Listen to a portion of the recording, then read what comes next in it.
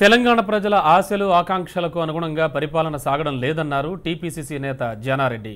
తమ పార్టీ నేతలు తెలంగాణ ప్రజల తరపున సర్కార్ని ప్రశ్నిస్తున్నారన్నారు. టీఆర్ఎస్ ప్రభుత్వానికి ప్రజలే తగిన గుణపాఠం చెబుతారన్నారు.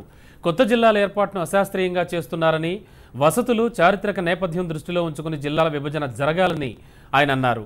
డబుల్ బెడ్రూమ్ ఇళ్లు, రిజర్వేషన్ల అమలు అంటూ కేసీఆర్ ఇచ్చిన హామీలు ఇప్పటివరకు నెరవేరలేదని ఆయన విమర్శించారు. కొత్త జిల్లాల ఏర్పాటుతో ప్రభుత్వం రాష్ట్ర ప్రజలను అయోమయానికి గురి చేస్తోందన్నారు జానా.